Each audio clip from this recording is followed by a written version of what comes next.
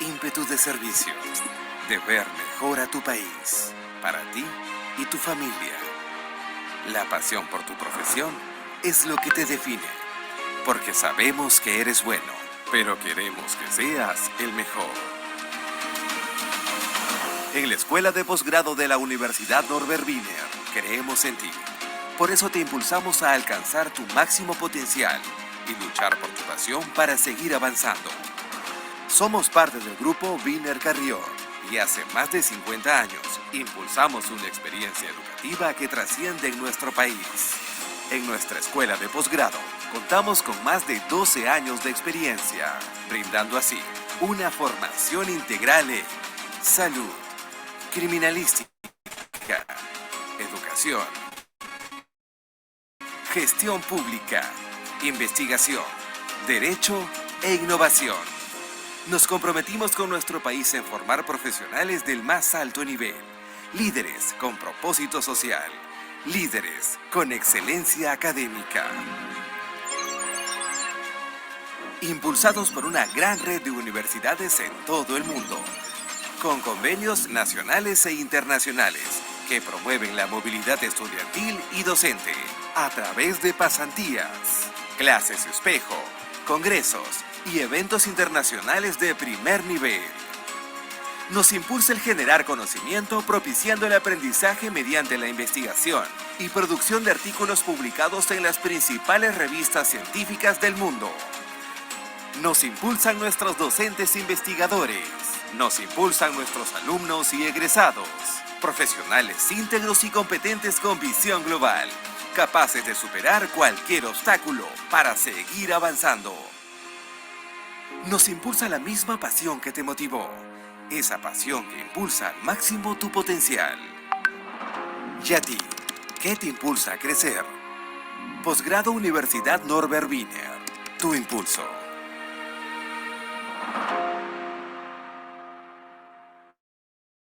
Muy bien, buenas noches con todos. Estamos reunidos esta noche gracias a las coordinaciones de la doctora Rosita con UNESCO. em, y nos toca, bueno, de parte de la Maestría de Gestión Pública y Gobernabilidad, un tema sumamente importante. Un momentito que voy a ponerles el banner. El día de hoy nos toca ver la prevención de la tortura desde la perspectiva de violencia contra la mujer, a cargo del ponente Porfirio Barrenechea Cárdenas. Voy a dar un poquito el resumen de la hoja de vida de nuestro ponente, el cual estoy sumamente agradecida. Nos ha acompañado en una visita también a aulas, pero estamos felices que el doctor se esté acercando a la escuela desde la función pública, porque es sumamente importante, ¿no? Es sumamente importante conectar lo académico con la gestión pública, porque nuestros estudiantes o nuestros maestrandos tienen esa afinidad, son servidores públicos y son funcionarios públicos también. Entonces, ¿qué más que acercar a las instituciones del Estado con la parte académica y la escuela de posgrado, ¿no? Entonces voy a decirles un poquito la historia del doctor Porfirio. Em, el doctor Porfirio es abogado de la Universidad Nacional Mayor de San Marcos. Tiene un máster en Derechos Humanos, Estado de Derecho y Democracia en Iberoamérica, a cargo de la Universidad de Alcalá de Henares en España. Tiene un diplomado descentralizado en Derechos Humanos por el Instituto de Democracia y Derechos Humanos en la Pontificia Universidad Católica del Perú. Tiene un diplomado internacional de Salud Pública y Derechos Humanos por la Universidad Peruana Cayetano Heredia, en la Facultad de Salud Pública. Es conciliador extrajudicial, árbitro extrajudicial, ha trabajado como director, trabaja como director del Mecanismo Nacional de Prevención de la Tortura de la Defensoría del Pueblo desde junio del 2018 a la fecha. Ha sido jefe del Programa de Ética Pública, Prevención de la Corrupción y Políticas Públicas de la Defensoría del Pueblo. Ha sido defensor adjunto para la prevención de conflictos sociales y gobernabilidad de la Defensoría del Pueblo, comisionado de la Adjuntía para la Prevención de Conflictos Sociales y la Gobernabilidad en la misma institución, jefe de la Oficina Defensorial de Ancash, jefe de la Oficina Defensorial de Puno, comisionado del área de Derechos Humanos, Administración de Justicia y Asuntos Penales, Penitenciarios y Policiales de la Oficina de Defensoría de Puno. Trabajó como jefe del equipo de abogados para el asesoramiento de la Comisión Reorganizadora de la Dirección Regional de Educación de Puno. Ha sido jefe de la Unidad Operativa de Cooperación Popular en Puno. Ha sido coordinador sectorial de Promude, actualmente Mindes, en cuya coordinación se encontraba el PRONA, Beneficencia Pública, Unidades Operativas de Cooperación Popular de Puno y Juliaca, y ha sido abogado colaborador de la Asociación Pro Derechos Humanos APRODE.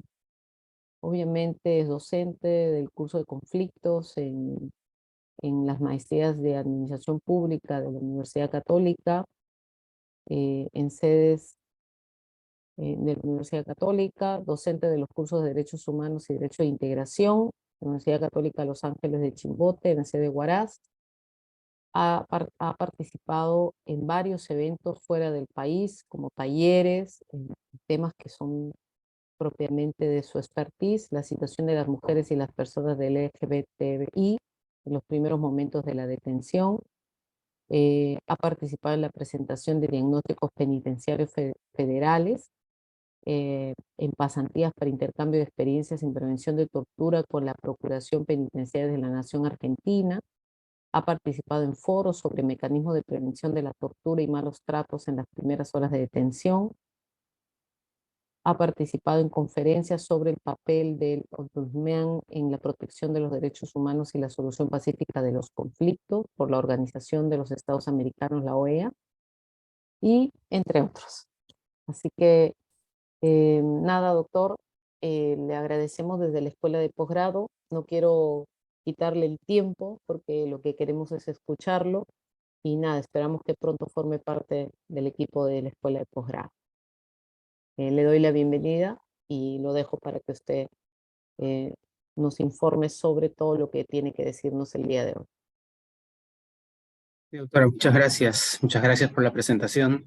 Es un honor para mí poder estar esta noche con ustedes y compartir algunas ideas y experiencias que hemos tenido en relación a la defensa de los derechos humanos, y en específico para esta oportunidad, los temas vinculados a la violencia contra la mujer y más específicamente todavía vinculados a la prevención de tortura, que es un poco mi ámbito de trabajo en los últimos 4 o 5 años en la Defensoría del Pueblo.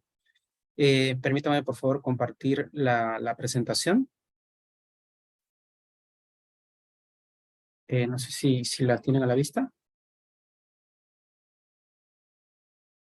Sí, doctor, se ve perfecto. Muy bien. Bueno, como mencionaba, nos trae acá un tema que para nosotros es fundamental, y cuando digo nosotros me refiero también a la institución donde trabajo, que es la Defensoría del Pueblo, y al Mecanismo Nacional de Prevención de la Tortura, que es la oficina, la dependencia donde trabajo directamente. Y para hablar de violencia contra la mujer vinculado al tema de prevención de tortura, tendríamos que tomar en cuenta algunos espacios en los que las mujeres son víctimas de violencia y específicamente de tortura. Y nos referimos a los lugares de privación de libertad. Seguramente cuando hablamos del lugar de privación de libertad, inmediatamente nos lleva a pensar que o que son solamente las cárceles, los establecimientos penitenciarios. Y no es así necesariamente, ¿no? Porque hay un criterio amplio de lugar de privación de libertad, que lo establece Naciones Unidas, que señala que los lugares de privación de libertad son aquellos donde efectivamente hay una restricción de libertad por una decisión judicial, por una decisión administrativa e incluso por una decisión propia, ¿no? Y cuando hablamos de decisión administrativa, bueno, son los lugares donde o las personas están bajo custodia del Estado, por ejemplo, en los lugares de albergues para niños, niñas, adolescentes, o los centros de atención para adultos mayores, por ejemplo, donde hay una restricción de libertad y hay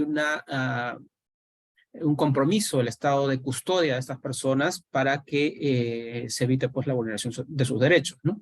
Y cuando hablamos de decisiones judiciales, bueno, ahí sí inmediatamente nos remitimos seguramente a las cárceles, porque hay decisiones judiciales que privan la libertad de las personas por haber cometido algún delito.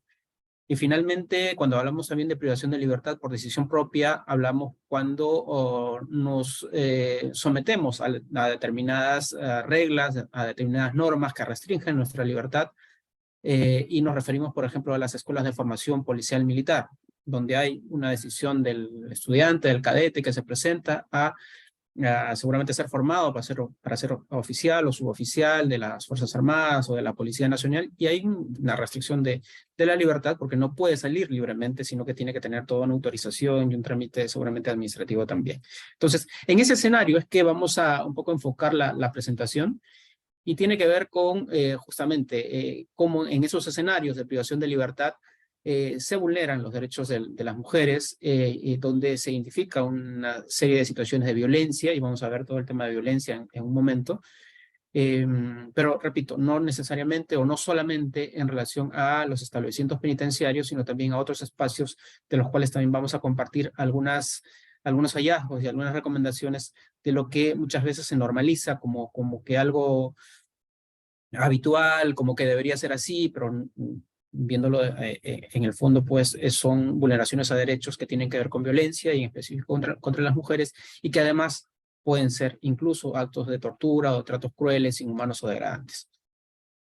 Y bueno, empezamos por mencionar muy rápidamente, seguramente algo que ustedes ya manejan, que es el tema de género y la perspectiva de género, entendiendo el género como una construcción sociocultural que hace referencia a los roles, comportamientos, estereotipos, atribuciones que cada sociedad asigna a los hombres y a las mujeres.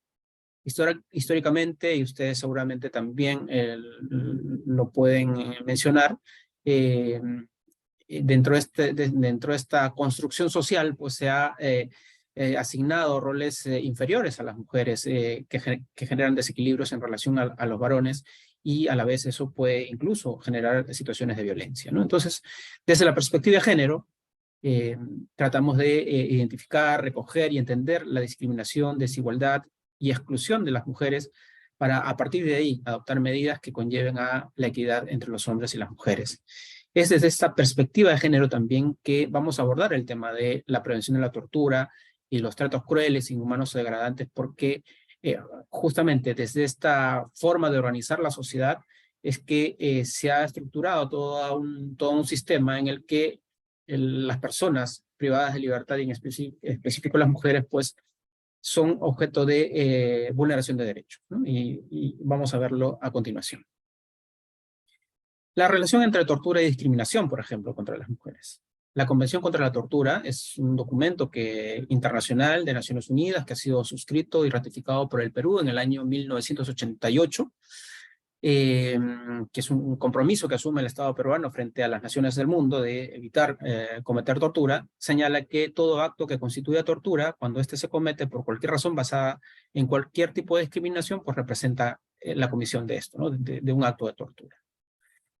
Por su lado, la Convención para la Eliminación de todas las formas de discriminación contra la mujer dispone que la expresión discriminación contra la mujer hace referencia a toda distinción, exclusión o restricción basada en el género que tenga por objeto menoscabar o anular el reconocimiento, goce o ejercicio de la mujer de los derechos humanos y las libertades fundamentales. Por su parte, el Subcomité de Prevención de la Tortura en el año 2016 señala en un documento denominado Prevención de la Tortura y los malos tratos contra las mujeres privadas de libertad que la violencia contra la mujer constituye una forma de discriminación, toda vez que transgrede y menoscaba el goce de derechos y libertades, entre ellas la prohibición absoluta de la tortura. Este subcomité al que hacemos referencia también es o forma parte de un documento que es el protocolo facultativo a la Convención contra la Tortura, que fue ratificado también por el Perú, pero ya en el año 2002. Entonces son documentos que representan compromisos del Estado peruano identificando situaciones de vulneración de derechos, y en específico en el caso de las mujeres, que podrían constituir actos de tortura o de tratos crueles, inhumanos o degradantes. Decir que, bueno, la violencia de género se manifiesta en mayor medida en espacios cerrados, como en los lugares de privación de libertad, donde los desequilibrios o relaciones desiguales de poder entre hombres y mujeres son evidentes, ¿no? Siempre aquellos lugares restringidos, aquellos lugares donde no son del manejo público, sino que más bien están orientados a espacios donde hay restricciones de derechos como la libertad, generan espacios que nosotros llamamos de posibles escenarios de comisión de actos de tortura. Y a partir de ahí mencionar que las mujeres privadas de libertad, por ejemplo, son un grupo como los grupos de mayor riesgo de sufrir tratos crueles, inhumanos o degradantes, e incluso tortura durante la privación de libertad. Son escenarios en los que los derechos están restringidos, algunos de ellos, dentro de ellos la libertad, y esos desequilibrios de poder que mencionábamos hace un momento se hacen cada vez más evidentes en la medida que no hay formas, muchas veces, o no se conocen las formas de denuncia, no se conocen las formas de queja frente a una situación que pudiera estar vulnerando los derechos de las personas, ¿no? Entonces son escenarios especialmente de vulnerabilidad en la que aquellas personas que presentan mayor vulnerabilidad, como las mujeres, pues son objeto de violencia y en algunos casos, como decíamos, pueden constituir tratos crueles, inhumanos o degradantes e incluso actos de tortura.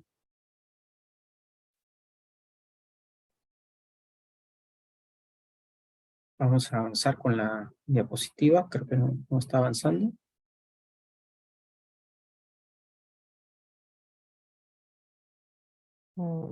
Ahí Creo se que no. quedó en violencia de género, se manifiesta en mayor medida. Ahí se quedó, doctor. Casi no está avanzando la diapositiva, me parece. No, ahorita no está avanzando, pero puede volver a subirla, no hay problema. Mayormente pasa. Bueno, es la que hemos visto hace un momento. Y ahora sí. Ahí está, ahí está. Sí. Justamente son cifras que quería mostrarles en relación a las mujeres privadas de libertad en el mundo, ¿no? Son cifras hacia el 2022 en las que nos permiten ver que comparativamente con las cifras, por ejemplo, de los hombres en las cárceles, pues es significativamente menor el número de personas, de mujeres privadas de libertad. En el Perú, más o menos, estamos hablando de un 5 a 6% del total de población penitenciaria, por ejemplo. Entonces, no es que sea un número significativamente grande, pero el solo hecho de que haya un número de personas, en este caso mujeres, en establecimientos penitenciarios, pues es, como decíamos, un escenario de vulnerabilidad bastante grande, ¿no? El solo hecho de la privación de libertad en general para todos ya es una situación de vulnerabilidad porque ahí los desequilibrios de poder pues son bastante notorios, ¿no? Además de la restricción que se tiene de la libertad. Las formas, las condiciones, y lo vamos a ver más adelante, en las que se encuentran las personas privadas de libertad, en las cárceles, en los centros juveniles, en los albergues, en los centros psiquiátricos, en las escuelas de formación policial militar, pues son bastante deficientes, ¿no? Y por lo tanto ahí la posibilidad de que haya actos de tortura o de malos tratos. ¿Por qué, por ejemplo, hay un incremento de la población femenina privada de libertad? Si bien las cifras que mencionábamos hace un momento no son comparativamente en relación a la de los hombres, no son tan grandes, sí, igual hay un incremento en los últimos años de las mujeres privadas de libertad en las cárceles. Y básicamente por algunas causas que ya la CIDH, la Comisión Interamericana de Derechos Humanos, ha mencionado en el documento Mujeres privadas de Libertad en las Américas, que es de este año. Y ha mencionado algunas causas entre las que pudiéramos identificar o pudiéramos decir lo siguiente, ¿no? Menciona la CIDH que los principales delitos que motivan el encarcelamiento de las mujeres son la extorsión y los delitos vinculados al tráfico ilícito de drogas, ¿no? Son como que los delitos como que principales. Eso no deja de mencionar en todo caso otros delitos. Yo recuerdo, por ejemplo, una visita que hicimos al penal de Juliaca en la capilla se llama en Puno, y a la zona de mujeres, porque es un penal mixto, debe haber sido el 80% del total de las personas, las mujeres que estaban ahí estaban por parricidio, ¿no? y el tema de tráfico ilícito de drogas era como que el 10% adicional, ¿no? Y los otros delitos ya el 10% restante, ¿no? Pero eso varía. Pero en general, en todo caso, podríamos decir que están vinculados a los temas de extorsión y delitos vinculados al tráfico ilícito de drogas. La mayoría de las mujeres encarceladas se han involucrado con la comisión de delitos por causas o factores en los que tienen que ver los temas de pobreza. Efectivamente, hay una situación que puede explicar de alguna manera esta situación. Su presunta voluntad, y decimos presunta voluntad porque, por ejemplo, en el tema de trata de personas o de delitos que tienen que ver con la propia decisión de las personas, pues a veces se presumen situaciones que no contemplan otro tipo de factores, ¿no? Como lo decíamos, como la pobreza. Pero también en el caso específico de las mujeres, en el contexto de las relaciones familiares, que se pueden dar una serie de situaciones, o de violencia previa que pudieran también darse en su entorno, ¿no?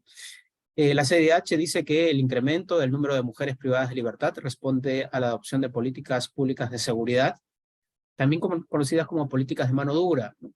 Que buscan combatir la criminalidad organizada, pero carecen de una perspectiva de género, ¿no? Es decir, hay una toma de decisiones, las políticas públicas muchas veces, o por no decir generalmente, están orientadas o se toman las decisiones sin tomar en cuenta una serie de factores dentro de los que debería considerarse la perspectiva de género, porque si no, pues vamos a seguramente criminalizar una serie de situaciones que pudieran entender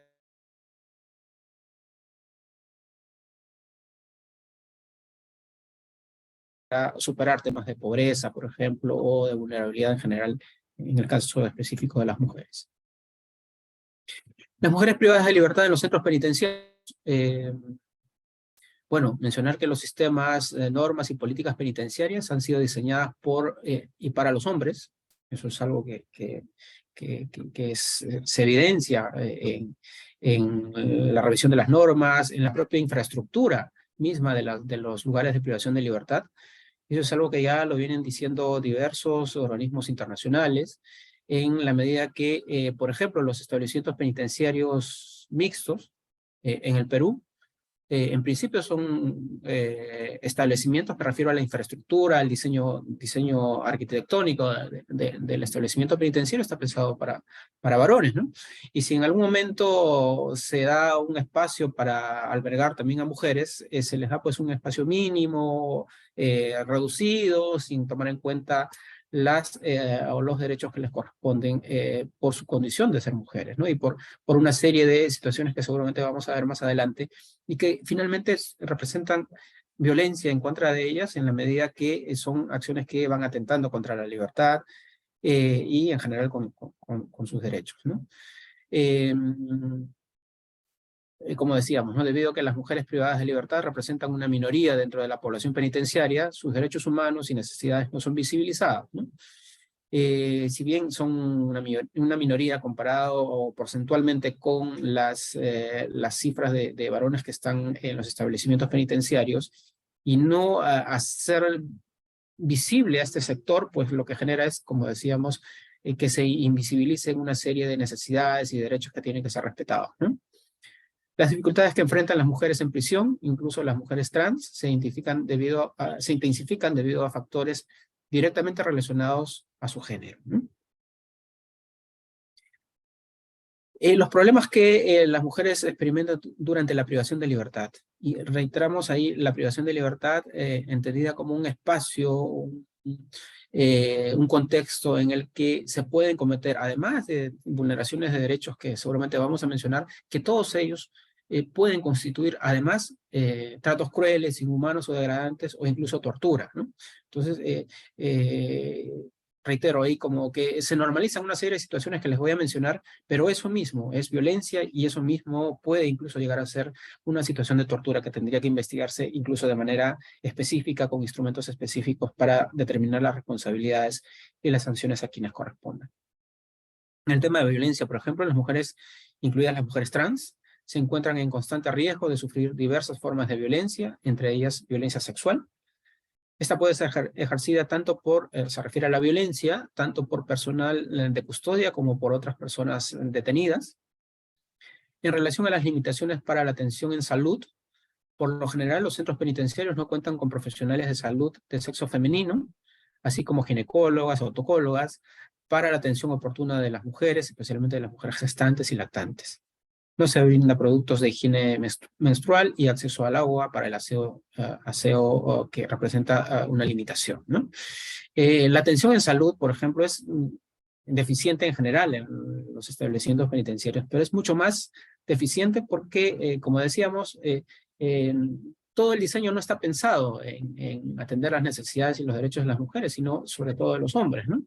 Entonces, el acceso a salud para las mujeres que están embarazadas, privadas de libertad, las mujeres que tienen hijos, también en privación de libertad. No hay, por ejemplo, en la estructura del sistema penitenciario una forma de atención a los niños que están con sus madres en las cárceles, ¿no? Entonces, eso es también un aspecto que representa un trato inhumano, un trato cruel, que pudiera ser incluso tipificado como una posible investigación por parte del Ministerio Público, ¿no? De igual manera, las relaciones con la familia y las relaciones afectivas en general no toman en cuenta las necesidades, por ejemplo, de los niños, de las niñas que permanecen con sus madres en los centros penitenciarios. Falta un espacio adecuado para el alojamiento de los niños, no se brinda atención pediátrica. Lo que hay, lo que hemos visto en las visitas que hacemos es que tratan de adecuar algunos espacios previamente diseñados para personas adultas, y como decíamos en el caso en general, orientadas a personas adultas que son hombres, y mucho menos se ha pensado en niños que pudieran tener necesidades también especiales. Además, los niños pues no han cometido ningún delito, ¿no? Están ahí porque sus madres están seguramente siguiendo un proceso, ya fueron sentenciadas, pero no se ha pensado en ese diseño, ¿no? Y por lo tanto, eso representa una vulneración de derechos. Hay un tratamiento discriminatorio para el acceso a las visitas íntimas. Es diferente el tratamiento de la visita íntima, por ejemplo, de los hombres, a diferencia de las mujeres, en las que se pide, en algunos casos incluso creo que ya se está superando, que solamente la visita íntima sea con la pareja que es el esposo, o que haya un reconocimiento de convivencia que tendría que ser acreditado pues, por alguna autoridad, ¿no? Entonces, eso de todas maneras genera una serie de afectaciones, ¿no? Esas diferencias que hay entre los hombres y las mujeres justamente para temas tan elementales como estos, ¿no? Bueno, las cárceles en general y en específico para las mujeres son ubicadas en lugares donde la accesibilidad de los familiares o de las personas cercanas pues es difícil, ¿no? Es difícil para que puedan acceder. Las limitaciones a las actividades laborales, educativas y recreativas, por ejemplo, ¿no? Falta o insuficiente oferta de actividades laborales para mujeres. Las actividades laborales disponibles refuerzan los estereotipos de género. Generalmente cuando hay actividades laborales, pues se dice, son mujeres, entonces tejido, manualidades, peluquería, repostería, ¿no? Pero no se ofrecen otro tipo de especialidades laborales que pudieran ser incluso más formativas e incluso más rentables al momento de que puedan salir fuera cuando terminen la privación de libertad, ¿no? En los centros penitenciarios mixtos, los espacios comunes son restringidos a las mujeres, les mencionaba ya hace un rato al respecto, como que se adecúan ahí algunos espacios muy reducidos, y eso pues genera vulneraciones de derechos, ¿no? En el Perú, de los 69 lugares de privación de libertad que hay, de las cárceles, solo 11 están orientadas específicamente a mujeres. 11 son las cárceles que hay en el Perú que están diseñadas para mujeres. Todos los demás son para hombres o son mixtos, ¿no?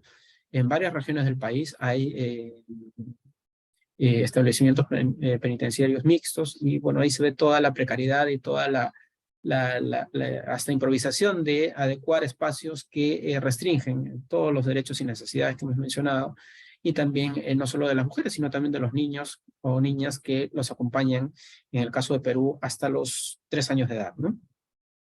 Y también hay discriminaciones múltiples que tienen que ver, por ejemplo, con la pertenencia a grupos vulnerables.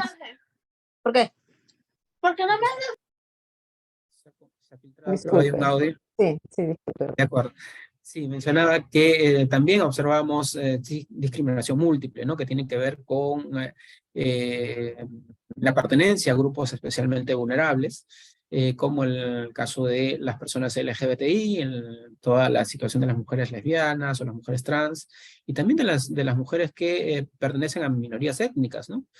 Mujeres que pertenecen a comunidades andinas o comunidades nativas, que a veces son trasladadas a lugares de privación de libertad que no son de su entorno, no son del contexto en el que generalmente han estado, y por lo tanto el respeto a sus costumbres, a su alimentación, a su religión incluso, pues pueden ser trastocados, ¿no? Entonces son escenarios que como decía también, ¿no? Como que se normalizan, como que se dan por sobreentendidos, o como que se dicen, pues ya, bueno, ya no importa, ¿no? Pero no es así, ¿no? Y todo eso finalmente genera situaciones que afectan los derechos, que son violencia incluso, y que pueden ser incluso susceptibles de investigaciones por casos de malos tratos, de tortura, ¿no? Estos son los factores de riesgo, los que se enfrentan las mujeres privadas de libertad, eh, y donde se pueden generar espacios de afectaciones, ¿no? Los factores de riesgo son esos contextos, esas situaciones en las que identificamos y que pueden generar, no decimos que siempre, pero pueden generar situaciones especiales de vulneración de derechos. Y esos factores de riesgo, por ejemplo, se dan durante los registros corporales. Durante los registros corporales, las mujeres se encuentran sujetas a violencia sexual muchas veces, sobre todo cuando es realizado por personal masculino. Los registros corporales deben ser realizados por personal femenino, es lo que se establece en las normas nacionales e internacionales, pero no necesariamente se cumple, y por lo tanto es un factor de riesgo. Los medios de coerción durante el parto, cuando la mujer está privada de libertad, no deberían darse, mucho menos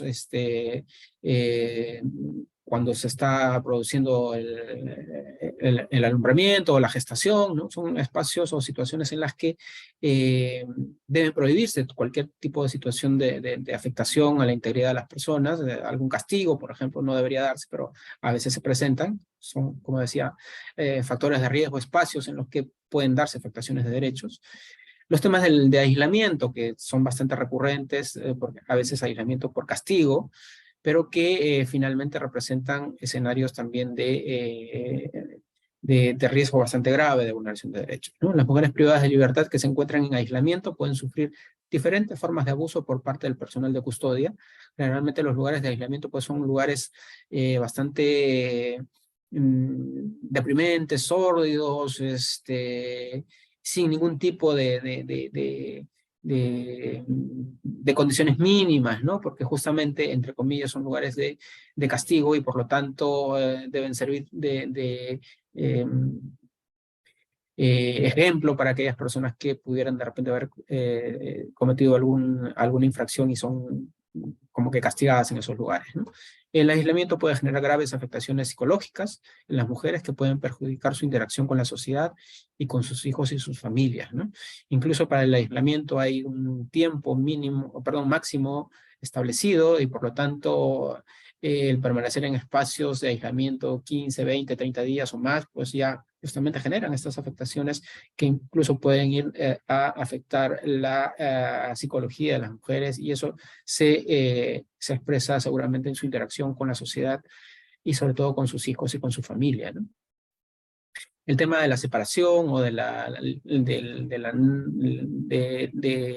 los lugares donde tiene que haber una protección a las mujeres, pues muchas veces no se da por una serie de situaciones de precariedad en los lugares de privación de libertad, y en algunos incluso se da, y como lo hemos verificado también, por ejemplo, en las dependencias de requisitorias de la policía, sobre todo en las regiones del interior del país, donde son espacios pequeños. Las dependencias requisitorias son aquellos lugares donde las personas que tienen una orden de detención son ubicadas y transitoriamente llevadas a un lugar que se llama dependencia requisitoria, para luego ser enviadas a los juzgados, donde se está requiriendo su presencia en un proceso judicial.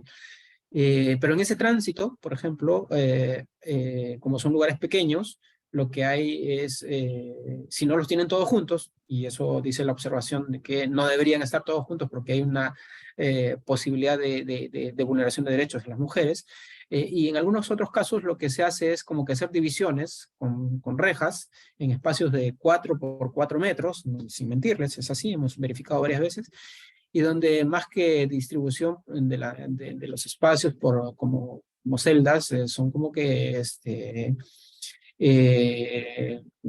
lugares donde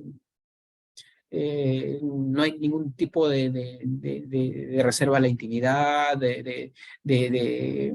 de protección a la persona, ¿no? Porque prácticamente todos están juntos, ¿no? Más allá de los barrotes que se pongan, son como que situaciones de bastante, o que denigran sobre todo a las personas y en específico a las mujeres, ¿no? Entonces, es un espacio también, o es un factor de riesgo, el tema de la separación, cómo es que se realiza, si es que se realiza, y si no se da, pues definitivamente es un factor de riesgo también de violencia y de tratos crueles y humanos degradantes, ¿no?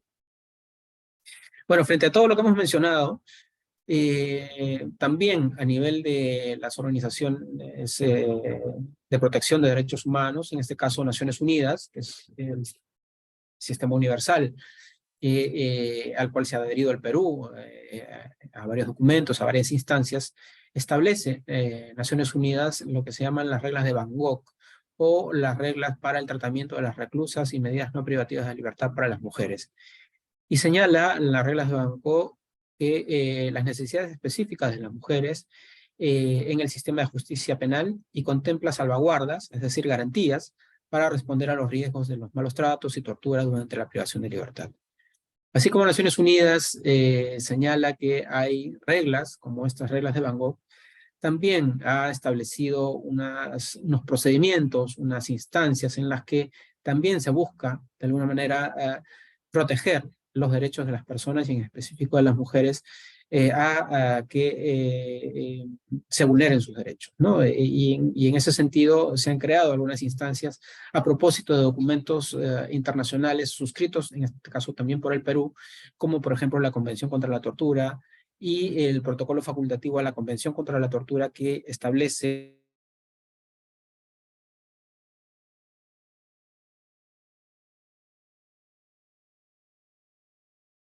tortura, y también instancias en cada uno de los países que han suscrito el protocolo facultativo, que son denominadas en los países mecanismos de prevención de la tortura.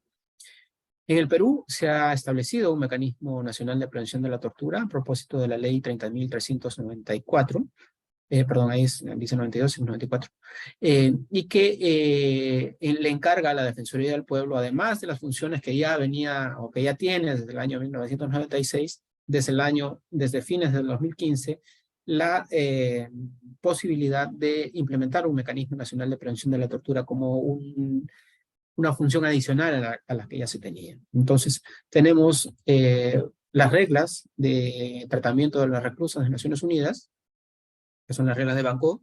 Tenemos algunos procedimientos y algunas instancias que lo que hacen es tratar de que eso que hemos mencionado de factores de riesgo, de vulneraciones de derechos, de escenarios en los que se toman decisiones, donde hay políticas públicas en las que no se toman en cuenta, por ejemplo, aspectos como la perspectiva de género, pues finalmente puedan estar generando situaciones de vulneración y que incluso puedan llegar a ser casos de tortura o de malos tratos.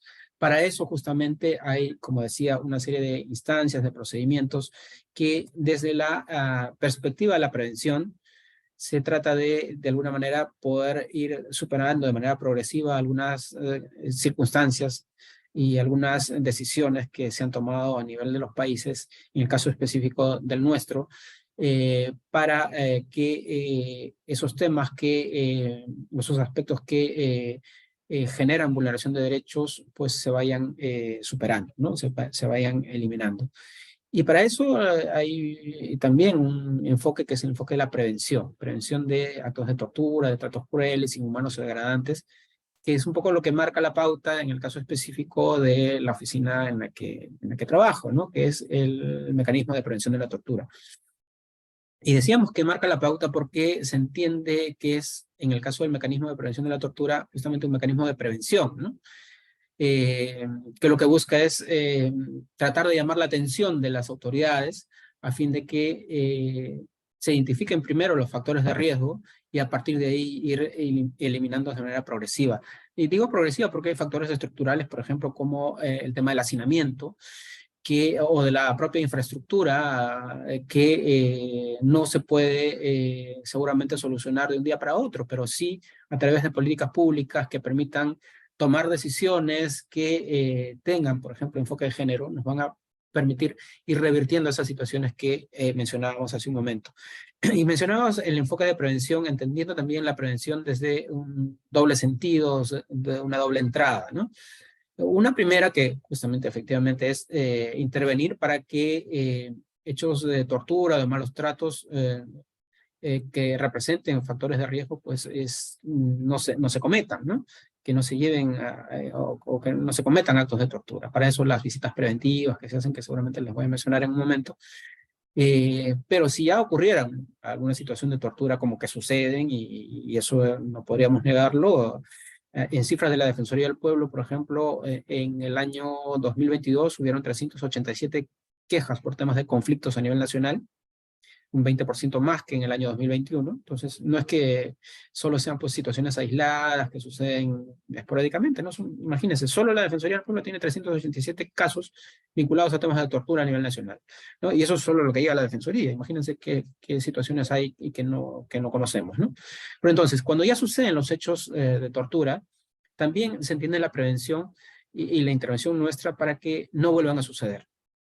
Y para eso una serie de acciones y de intervenciones para que los aparatos de justicia, por ejemplo, tengan la posibilidad de una intervención eficiente en la medida que puedan ofrecer resultados en términos de iniciar investigaciones adecuadas, de acuerdo a los procedimientos que se establecen también para los temas de violencia, y a partir de ahí establecer las responsabilidades y finalmente la reparación para las víctimas, ¿no? ¿Qué quiere decir todo esto? Que finalmente hay, o se muestra, o se busca que el aparato de justicia, por ejemplo, o las instancias disciplinarias tengan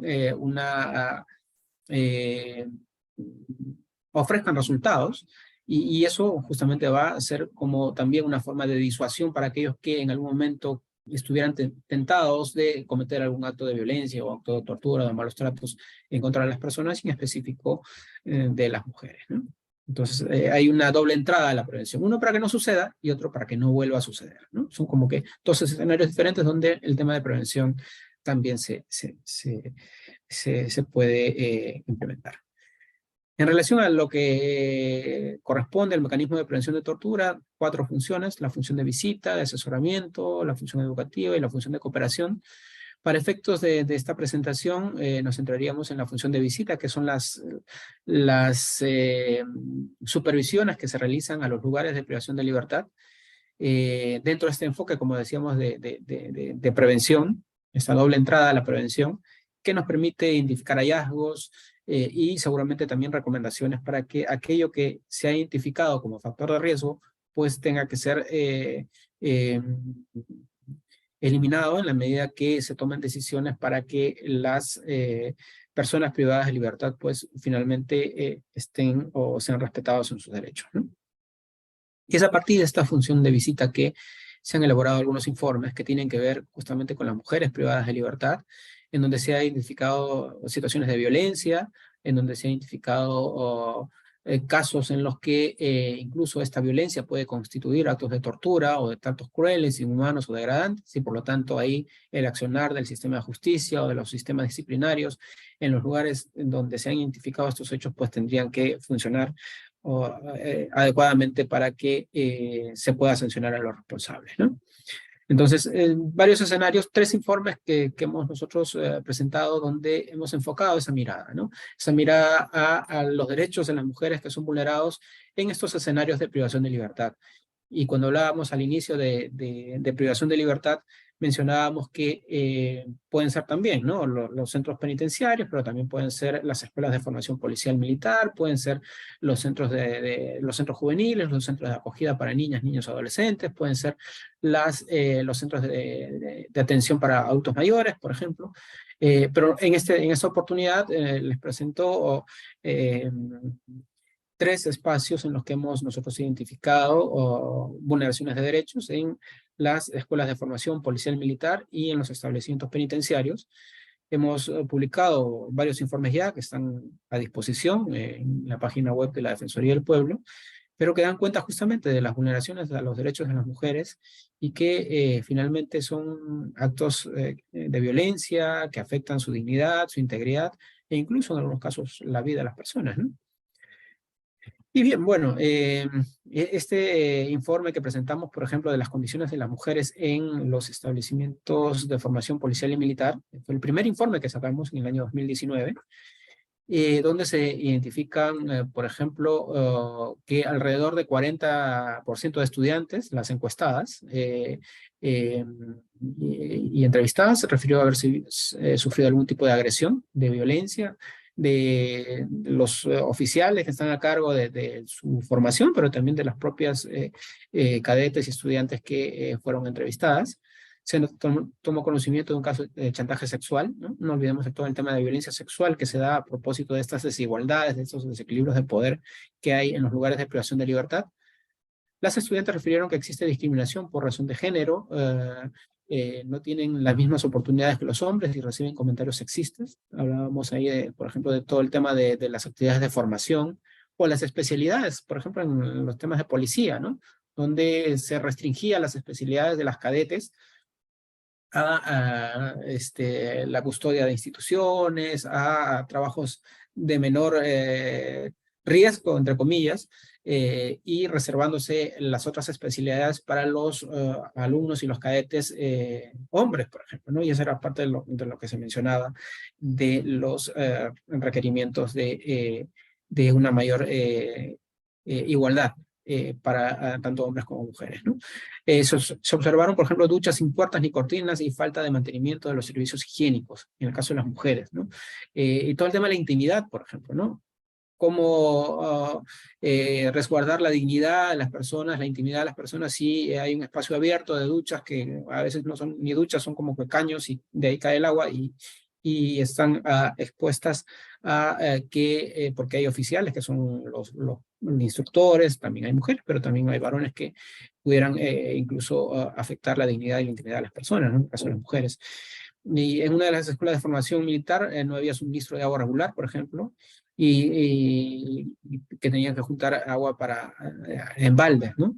Incluso la alimentación, incluso el agua para beber, como que se toman como que formas del rigor del entrenamiento, pero lo que finalmente lo que hacen es vulnerar derechos, ¿no? Entonces ahí hay una línea muy fina entre lo que es el rigor del entrenamiento para ser suboficiales, oficiales, y lo que finalmente son los derechos de las propias personas, en este caso de las mujeres, ¿no?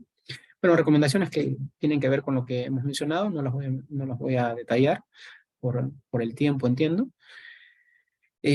También en el caso de los establecimientos penales de mujeres hicimos dos informes, uno en el año 2019 y el otro en el 2021, y que tienen que ver con estas condiciones que mencionábamos, ¿no? En el caso específico de las mujeres, por ejemplo, algunos hallazgos, ¿no? En el 41% de las mujeres privadas de libertad afirmaron haber sido agredidas durante su internamiento.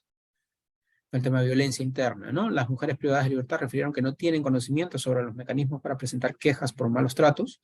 Eso es importante porque si no hay forma de quejarse, de denunciar, pues no hay forma de investigar, de sancionar y de establecer responsabilidades, y por lo tanto todo el tema de violencia queda como que en la impunidad, ¿no? El 55% de las mujeres privadas de libertad encuestadas señalaron no haber recibido información sobre sus derechos. Si no conocen sus derechos, ¿cómo van a darse cuenta de que hay la necesidad de denunciar, por ejemplo, ¿no? Los centros penitenciarios visitados no contaban con el servicio de pediatría para la atención de niños y niñas que viven con sus madres privadas de libertad. Y ahí no hay presupuesto del instituto penitenciario, el Ministerio de Salud no tiene injerencia directa en las cárceles, entonces a veces lo que hay es como que coordinaciones no necesariamente formales, pero que lo que hacen es de alguna manera tener alguna presencia de personal del sector salud para atender a los niños que están en las cárceles con sus madres, pero no es que haya una preocupación específica por los niños, ¿no? Entonces hay todo un tema de vulneración. La alimentación que se brinda no resulta suficiente, sobre todo para las mujeres privadas de libertad gestantes y con hijos. Reiteramos ahí las necesidades de tomar en cuenta los derechos especiales, las necesidades especiales que deben tener las mujeres privadas de libertad y que no se ha pensado, no está diseñado el sistema penitenciario así. No se brinda suficiente agua para beber durante el día, algo tan fundamental, ¿no? Como tener agua para beber y que se restringe. La mayoría de las mujeres privadas de libertad presentan algún tipo de trastorno psiquiátrico como ansiedad, depresión y estrés, ¿no? El solo hecho de la privación de libertad pues genera una serie de situaciones que afectan la salud mental y seguramente tomando en cuenta todo el tema de violencia, todo el tema de afectaciones a derechos, pues la implicancia en su salud mental pues debe ser bastante grave, ¿no? Y ahí los psicólogos y psiquiatras en el sistema penitenciario pues son escasos, ¿no? Yo las recomendaciones no se las voy a mencionar por temas de tiempo, pero tienen que ver con lo que hemos mencionado anteriormente. El último informe que hemos presentado, que tiene que ver con la población LGBTI, donde sobre todo las mujeres trans son las que han sido bastante afectadas en sus derechos, en el tema, por ejemplo, de la clasificación, ¿no? Donde se ubican las mujeres trans, todo el tema de la expresión de género, el uso de prendas, por ejemplo, en los establecimientos penales de hombres, donde hay mujeres trans, tendría que también tomarse en cuenta y al contrario, es una forma de discriminación e incluso de actos de burla, ¿no? O sea que no debería pasar. En algunos penales la expresión de género, vestimenta, modo de hablar, manerismos es sancionada incluso, siendo las mujeres trans las principales perjudicadas. Se menciona que la expresión, por ejemplo, de afecto entre mujeres atenta contra la seguridad del establecimiento penitenciario, ¿no? Cosa que no tiene ningún tipo de sustento, pero se sancionan ese tipo de cosas, ¿no? Las personas LGBT, entre ellas las mujeres lesbianas y mujeres trans, no tienen acceso a visita íntima, por ejemplo. Hablábamos todo el tema de la diferencia entre hombres y mujeres para la visita íntima, pero es mucho más incluso complicado cuando se trata de mujeres trans. Las mujeres lesbianas son sometidas a situaciones de hostigamiento y cuestionamiento por su orientación sexual por parte del personal médico de los penales. En el caso de los psicólogos hay todo un tema ahí de concepciones previas, incluso de los profesionales de la salud que afectan los derechos. Y las demostraciones públicas, como decíamos, de afecto entre las mujeres lesbianas, por ejemplo, son sancionadas, ¿no? ¿Por qué? Porque atentarían contra el orden y la seguridad en el establecimiento penitenciario, cosa que no, ¿no? Entonces, todas estas situaciones, ¿no? Como que a veces incluso se normalizan, se dan por sobreentendidas, como que se dicen que, bueno, es así, ¿no? No deberían pasar, ¿no? Son vulneraciones a derechos, es violencia en contra de las mujeres, es violencia estructural incluso que tiene que ser de alguna manera corregida en la medida que primero se haga énfasis en la difusión de este tipo de hallazgos y a partir de ahí hacer mención a la autoridad que tiene a su cargo la custodia en los penales, en las comisarías, en los centros de formación policial, en los centros de acogida, en fin, en los lugares de privación. Y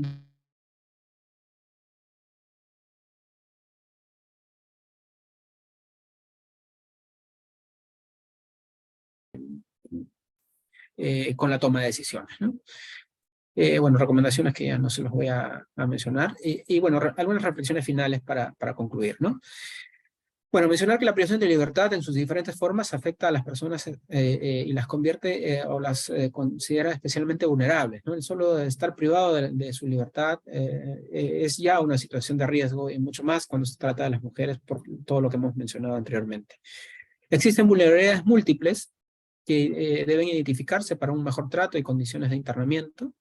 No es solo decir es una mujer privada de libertad, es también decir que dentro de este grupo de mujeres privadas de libertad podemos encontrar niñas, podemos encontrar adolescentes, podemos encontrar mujeres embarazadas, mujeres con hijos, mujeres que pertenecen a población indígena, mujeres que pertenecen a la población LGBTI, y que por lo tanto necesitan que se haga o que se respete justamente estas vulnerabilidades múltiples, estas posibilidades de afectación y de que se expresan en este tipo de situaciones que las hacen especialmente o las ponen en especial riesgo, ¿no? Se normalizan los actos de violencia, los tratos crueles, inhumanos o degradantes, incluso los temas de tortura. Ya hemos visto una serie de situaciones de vulneración de derechos, de violencia, en el fondo es violencia física, violencia sexual en contra de las mujeres, pero que en muchos casos se normalizan y por lo tanto eso genera una sensación de impunidad también. Y esto se da además porque no se difunden adecuadamente los derechos de las personas privadas de libertad y como que los mecanismos y las instancias para hacer las denuncias no son necesariamente claros ni accesibles y por lo tanto pues se genera toda una situación de, como decíamos, de impunidad que hace que esa violencia que se ejerce finalmente se vaya como que hasta normalizando, ¿no? Y cosa que no debería pasar.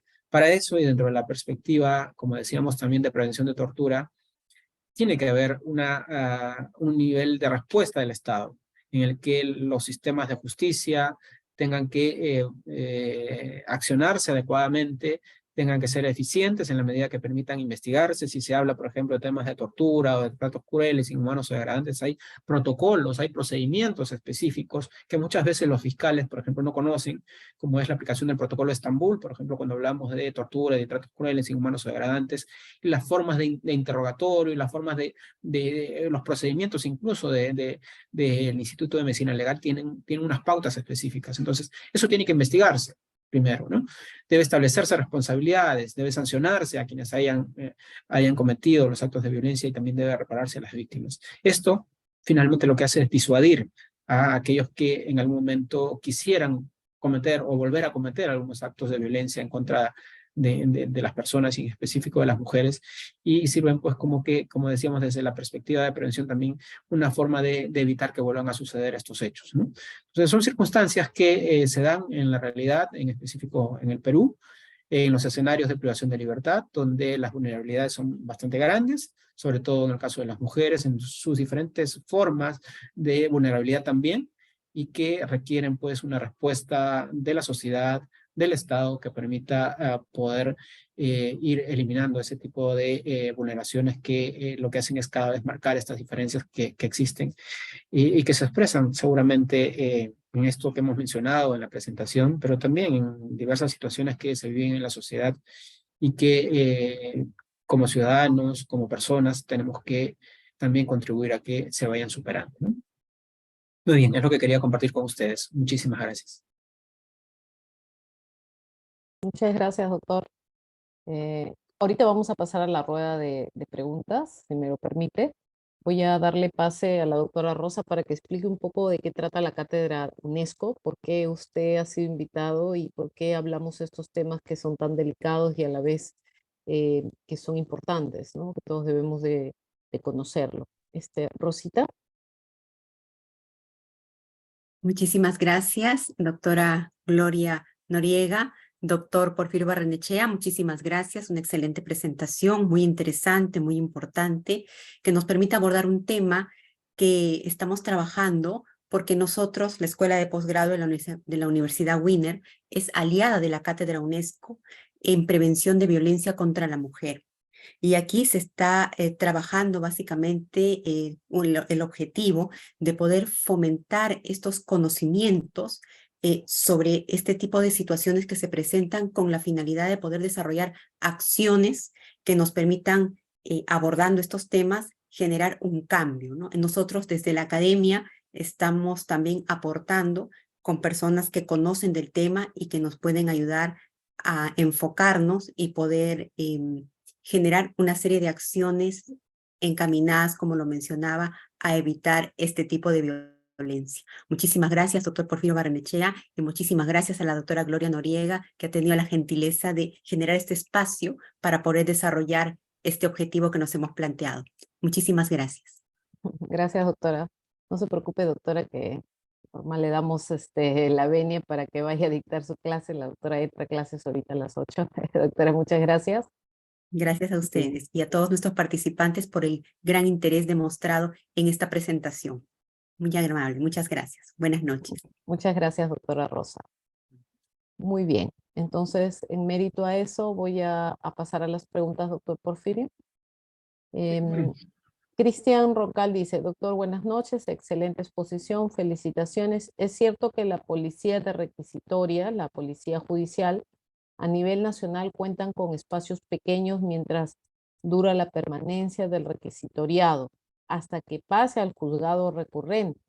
Sin embargo, gran parte de la ubicación de la policía judicial en el interior del país, departamentos, se encuentran en inmuebles del Poder Judicial y son ellos quienes brindan estos espacios y poco o nada se ha podido avanzar.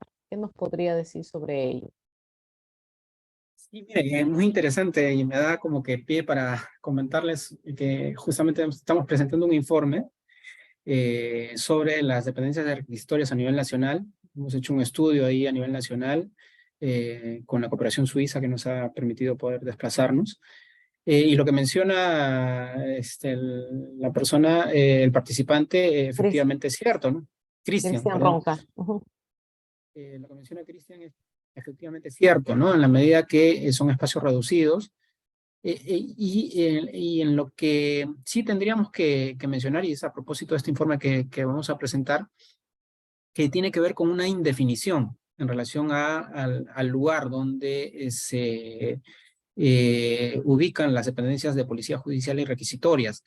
En la medida que, si bien a veces generalmente están en los lugares del Poder Judicial, que son espacios reducidos, en fin, ya las circunstancias muy deficientes, es la indefinición de finalmente quién tiene que mejorar esos espacios. Y no hemos encontrado una definición en cuanto a lo que pueda ser la responsabilidad o del Poder Judicial o de la Policía Nacional.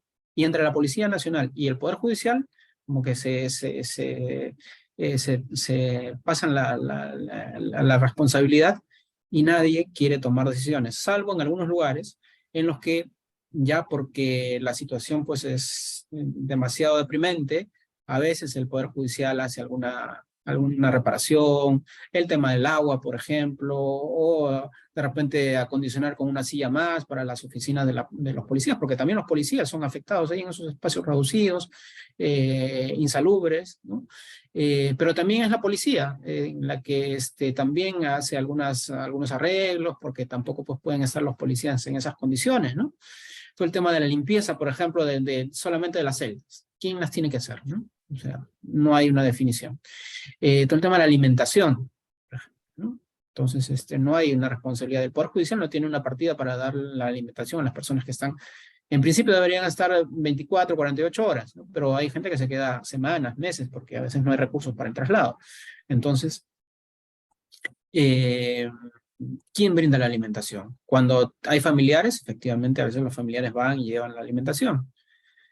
Cuando hay otros detenidos, a veces entre ellos comparten, pero cuando no hay ni familiares ni otros detenidos que quieran compartir, una persona, por ejemplo, que está en Lima y que su requisitoria es de Ucayali, por ejemplo. No tiene familia acá. ¿Quién asume la alimentación de esta persona? ¿Quién asume las necesidades básicas de esta persona, ¿no?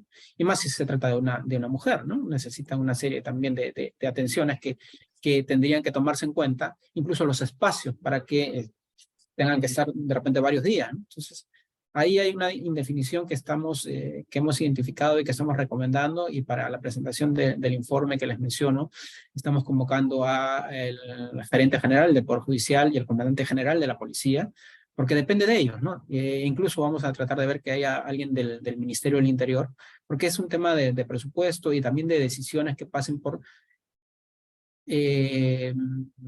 llegar a un punto de acuerdo entre la policía y el Poder Judicial para que esas condiciones en las que están estas personas pues mejoren, ¿no?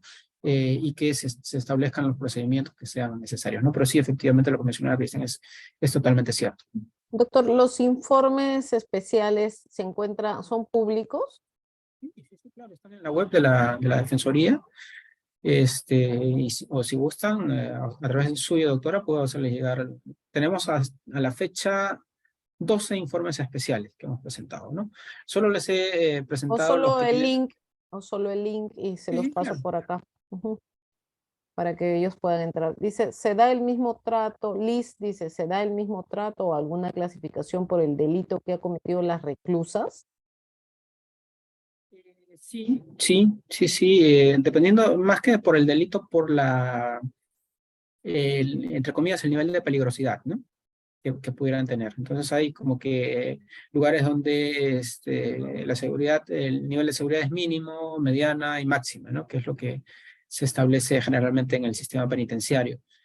Eh, pero eso generalmente funciona cuando son establecimientos penales exclusivamente para mujeres, ¿no? Pero hay establecimientos penales mixtos, donde hay hombres generalmente en el espacio más grande y las mujeres en el espacio más chico. Entonces ahí sí es difícil la clasificación porque ya materialmente es difícil poder hacer esa clasificación, ¿no? Pero sí hay formas de hacer esa distinción, sobre todo por el grado de peligrosidad que pudiera haber entre las propias internas, ¿no? Muy bien. Se están haciendo presentes el doctor Siguas Mesa Fernando, dice presente, profesor de medicina y alumno de la maestría de docencia universitaria. Doctor, bueno, aperturo micro, si alguien quiere hacer alguna pregunta a través del micrófono, por favor levante la mano, es la oportunidad. Mientras tanto que levantan la mano, doctor, ¿cuál es la agenda nacional? O sea, ¿cuál es la agenda nacional respecto a todos estos temas? ¿Qué es lo que está haciendo? Porque entendería que las funciones de la Defensoría son preventivas, ¿no? De conocimiento y demás, pero ¿cuál es la agenda? O sea, ¿qué está haciendo el Estado para poder? Porque este problema no es de ahora, ¿no? Lo tenemos, creo que desde que yo nací, desde que tengo uso de razón, creo que tengo eso que usted está diciendo es algo que ya está hace bastante tiempo y que entendería, y usted me corrige por la ignorancia, que no ha habido este tema de repente sí hay mejoras, ¿no? Solo que nosotros no vamos visita a visita, ¿no? Pero digamos que en general, ¿cómo está la agenda del Estado respecto, de la administración respecto a todos estos temas? Bueno, primero mencionar que no está en la agenda. Todos Ajá. los temas, todos los temas vinculados a privación de libertad, atención de derechos para este sector de la población que se encuentra en esa situación, pues no está en la agenda nacional. No es una prioridad, por ejemplo, buscar el deshacinamiento de los establecimientos penitenciarios. No es una prioridad el mejorar las condiciones de los adultos mayores, por ejemplo, en los centros de atención residencial. No es una prioridad.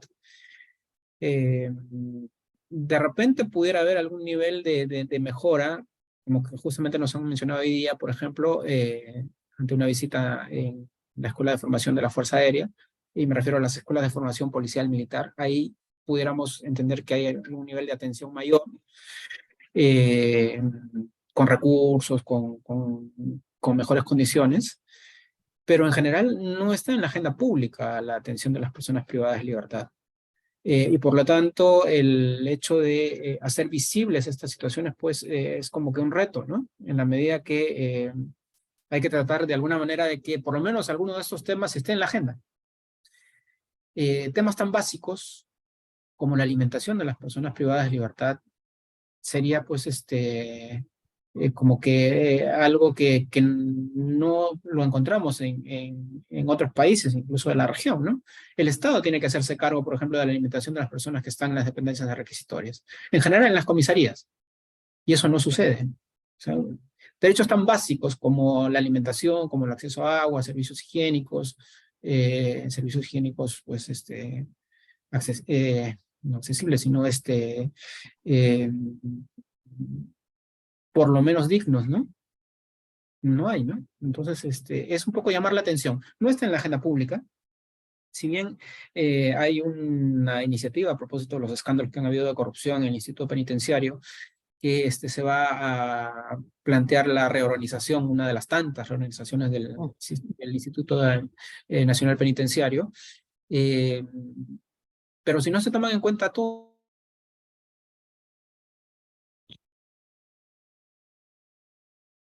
pero un enfoque de derechos humanos en general, pues no va a cambiar, ¿no?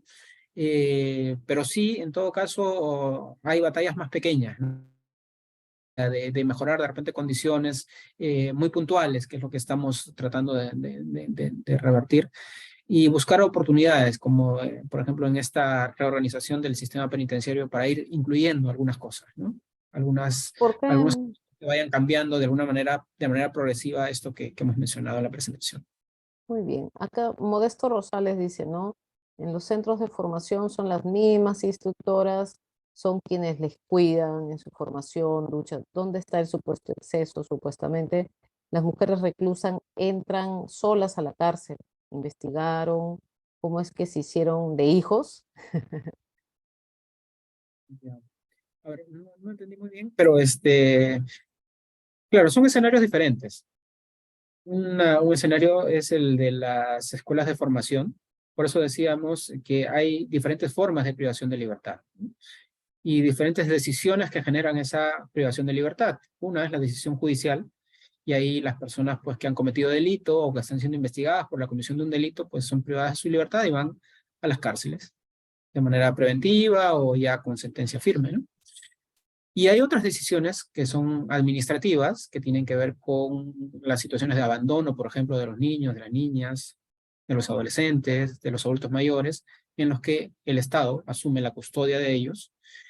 Hay un nivel de privación de libertad porque no pueden salir libremente, por ejemplo, de un centro de acogida para niños, niñas, adolescentes, por ejemplo. Hay un nivel de restricción ahí, pero también se restringe la libertad por decisión propia, ¿no? Es decir, se toma la decisión de asumir una restricción porque quiero pertenecer a una institución, en este caso una escuela de formación policial o militar, donde hay reglas, donde no se puede salir libremente porque así está establecido, es parte de la formación, de la disciplina, en fin, por lo tanto también es un lugar de privación, ¿no? Entonces son situaciones diferentes.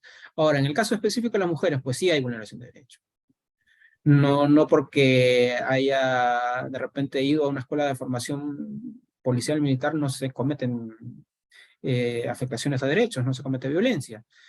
¿Qué pasa, por ejemplo, si una cadete tiene una relación sentimental con otro cadete de otra escuela? Es sancionado. Y hay diferentes sanciones. ¿Qué pasa si sale embarazada?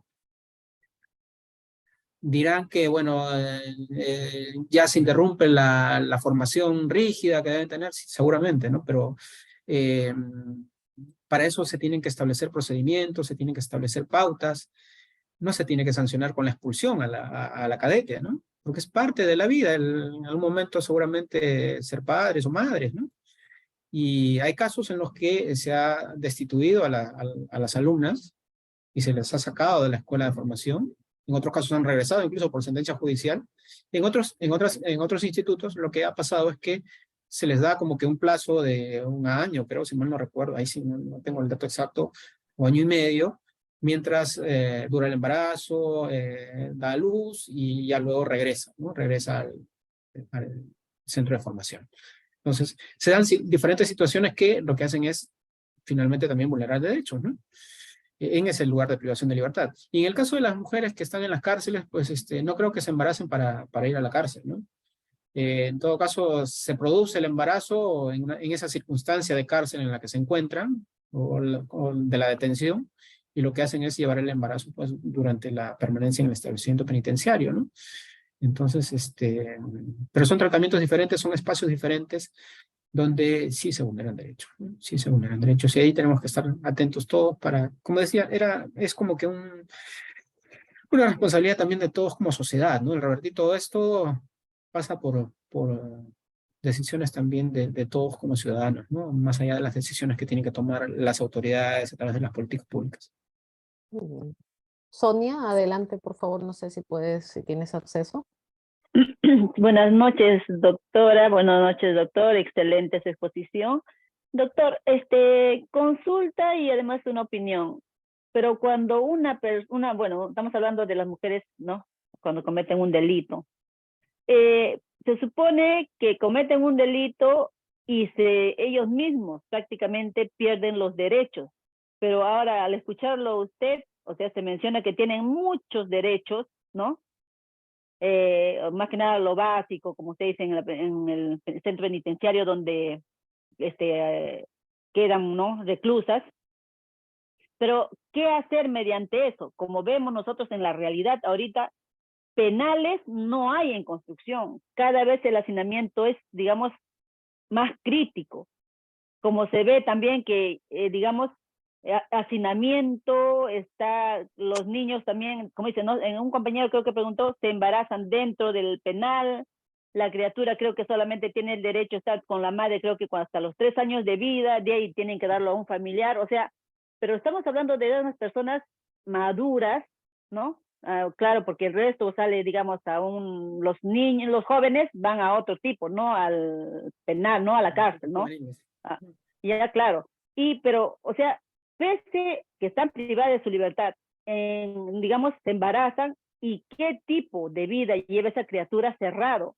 Estamos hablando de la permanencia con la madre 24/7 y al momento del despegue, que es obligatorio, creo que es hasta los 3 años, creo que 4 años, ¿qué es de esa criatura? ¿No? A eso voy, o sea, prácticamente no hay conciencia. Esa es mi consulta, doctor. Sí, bueno, el hecho de embarazarse estando privada de libertad en una cárcel, pues, genera una serie de situaciones mayores, ¿no?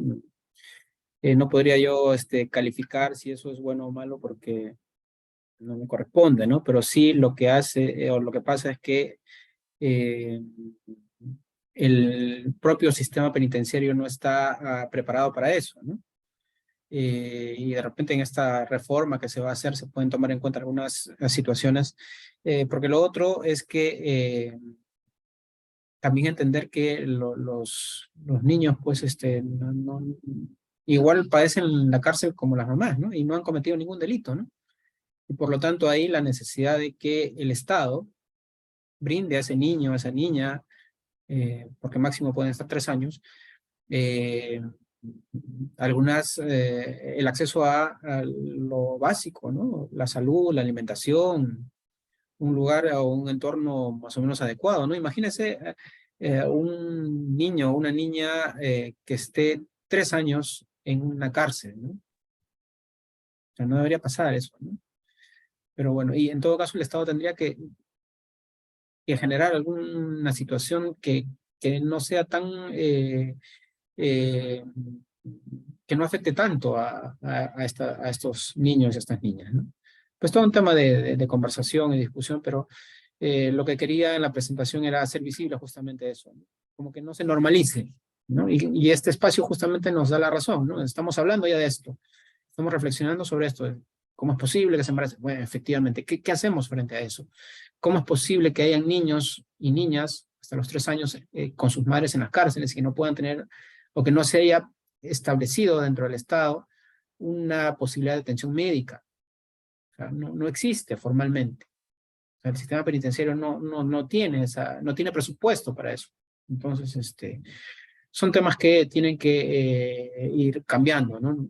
Son temas de naturaleza estructural. Como no están exactamente, como no están en agenda, no solamente es curarnos en salud, sino es una prevención, como usted decía, ¿no? El Estado, no, como no está en agenda, no tiene una política de prevención o de planificación, porque obviamente si alguien comete un error, por supuesto que hay unas falencias, por supuesto, porque están justamente en un centro penitenciario, ¿no?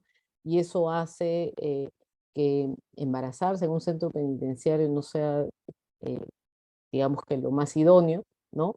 Pero no hay una política de planificación familiar finalmente, o sea, no, estamos viendo, digamos que solucionar el problema, pero yo creo que es estructural, o sea, va para atrás, ¿no? Eh, y obviamente que los más perjudicados es un niño, ¿no? Que se supone por el interés superior del niño tiene que salir a un ambiente, no ha pedido nacer ese niño lo ha traído alguien. Entonces, vivir en esas condiciones, por supuesto que hay un daño ahí al niño, ¿no? Pues, hay mucho que hablar, sí, o sea, es muy delicado el tema, pero bueno. Cristian, levantaste la mano, ¿puedes hablar con el micrófono? Claro que sí, doctora, ¿cómo está? ¿Cómo está, doctora? Buenas noches, doctor Porfirio, buenas noches, excelente disertación.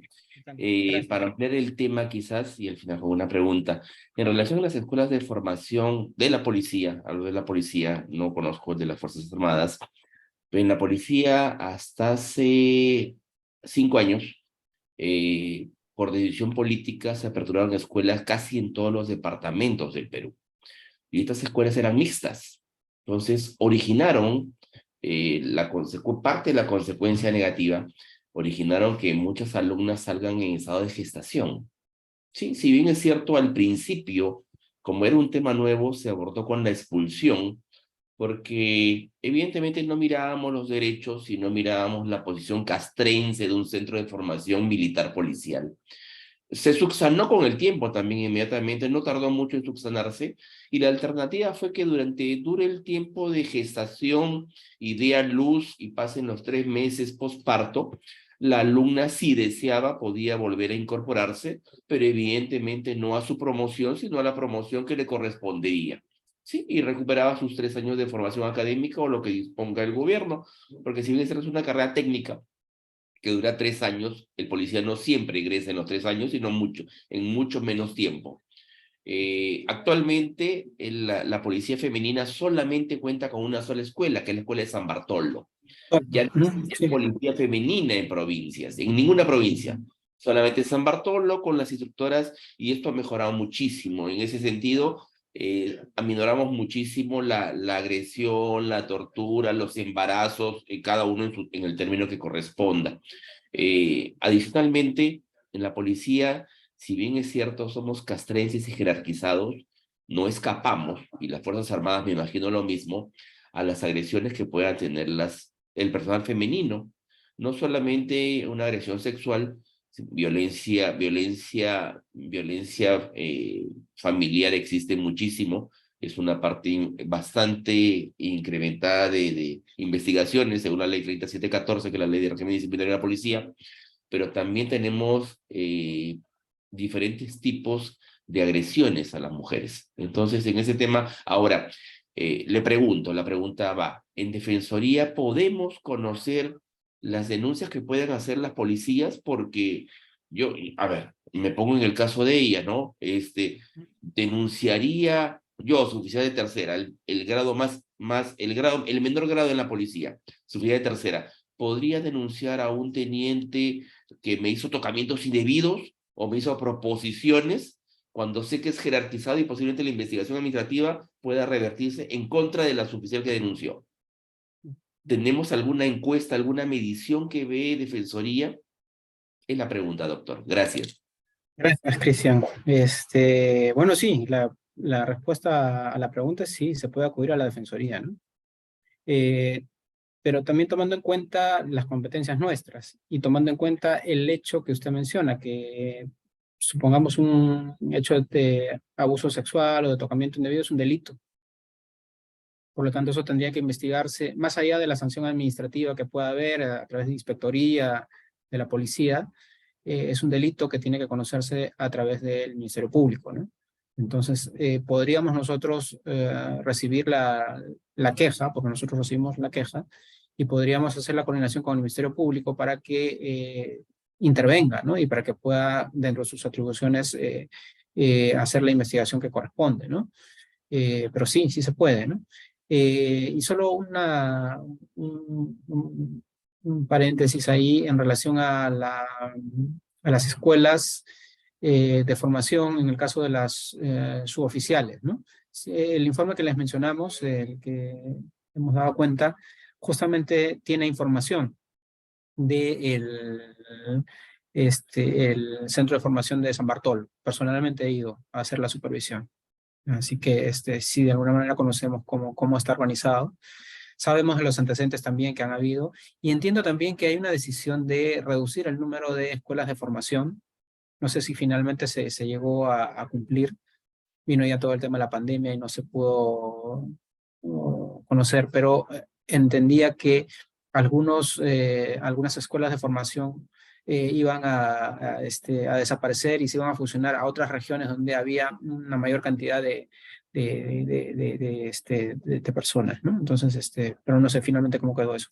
Se llegó a Pero reducir, doctor. Se llegó a reducir de 19 a 12 escuelas de formación, que es lo mejor, ¿no? Es lo óptimo y adecuado. Están en las claro, macrorregiones, en las macrorregiones se encuentran.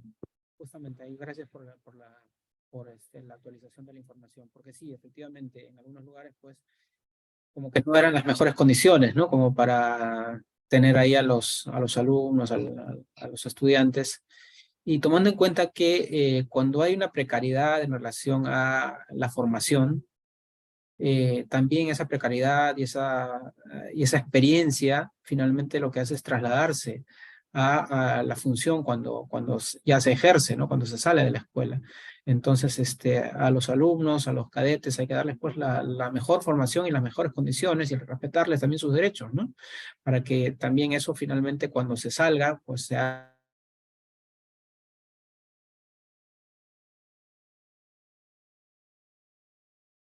Gracias por la actualización de la información. Muy bien. Luego Janet y terminamos con Milagro. Janet. Buenas noches, doctor. Excelente ponencia que nos ha podido brindar una mejor visión de la situación dentro de los centros penitenciarios y también una visión acerca del tema propuesto, acerca de la tortura hacia la mujer. Mi pregunta era, ante toda la información que nos ha brindado, la problemática también nos llega a poder tal vez llegar a la reflexión que dentro de los centros penitenciarios, sobre todo femeninos, se tiene tal vez la necesidad de poder eh, abordar los casos en los cuales las mujeres están siendo sometidas a este tipo de torturas, podríamos decir, y el centro penitenciario no está cumpliendo la finalidad de poder rehabilitar a estas mujeres, ¿no? Sino más bien les está generando más traumas.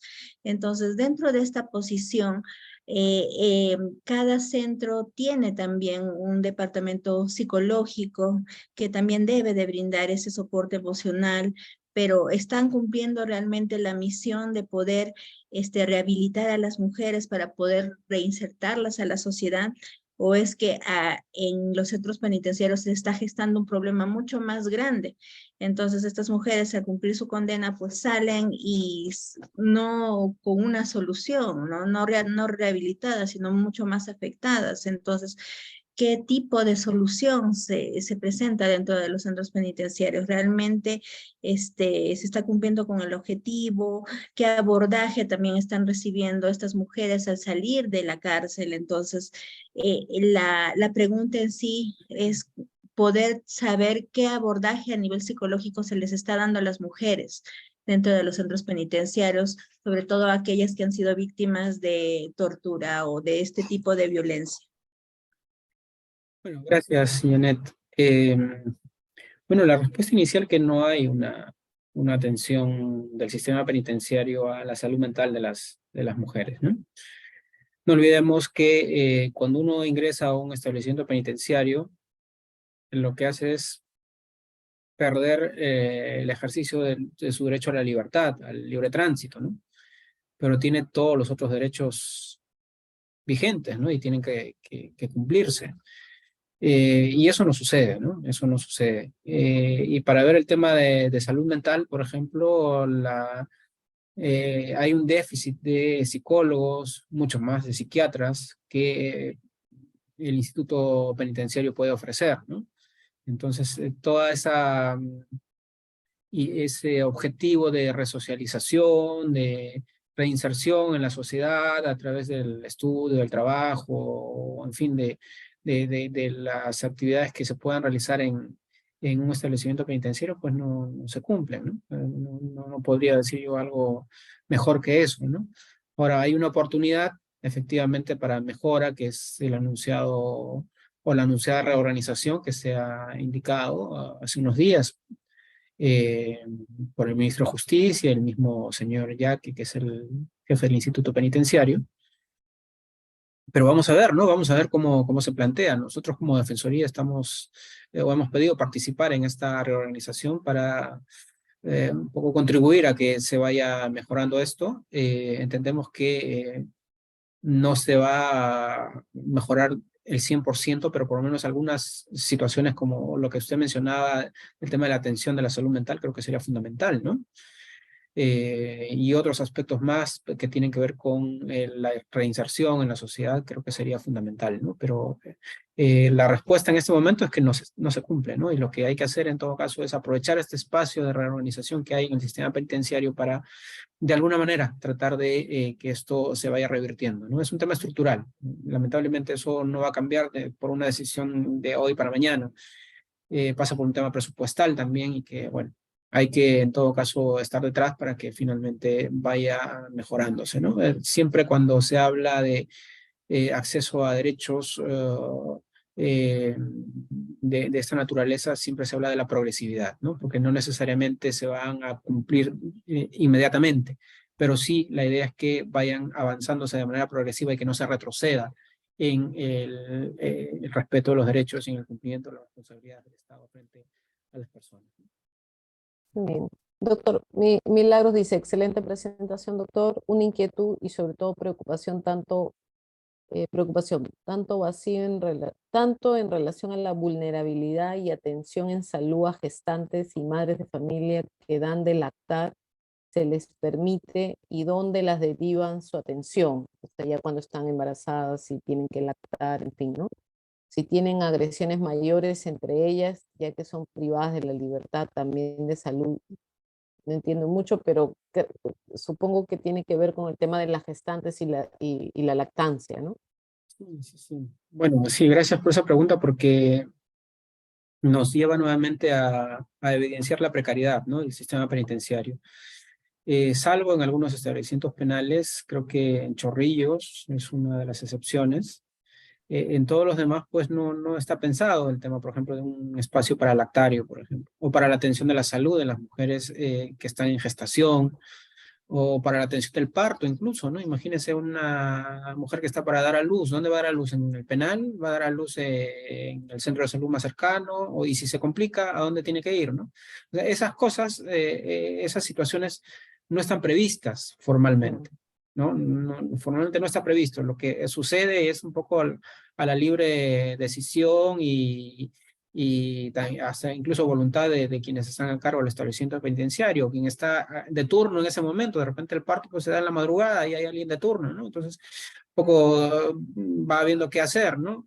Entonces hay esa precariedad lamentablemente, ¿no? Y esperemos que se pueda superar de alguna manera con esta reorganización o ver alguna otra posibilidad, ¿no? Porque se habla también de la necesidad de que haya un convenio entre el Instituto Penitenciario y el Ministerio de Salud para que la atención en salud de las niñas y los niños que están en los establecimientos penitenciarios esté garantizada, ¿no? Porque no es solo pues que vaya el médico y vea está bien o está mal, sino que también de repente necesita tratamiento, necesita medicinas, necesita exámenes que tienen que hacerse los niños y las niñas, y eso tiene que ser cubierto de alguna manera, ¿no? Y eso no se está dando en este momento, ¿no? Muy bien. Muy bien, doctor. Nada, yo lo agradezco, ya hemos sobrepasado porque son temas complejos, doctor, es para un taller creo el tema, pero o sea, es bonito siempre pisar tierra, ¿no? Pues siempre estamos, como dice usted, en una normalidad, ¿no? Que muchas veces no es normal. Así que estos eventos ayudan a reflexionar, ¿no? Siempre viendo la realidad desde otra perspectiva. Hay una mano levantada, no quisiera ser malcriada. Liz, no sé si quedó levantada nada más. Bueno. Sí, buenas noches. Sí, díganos.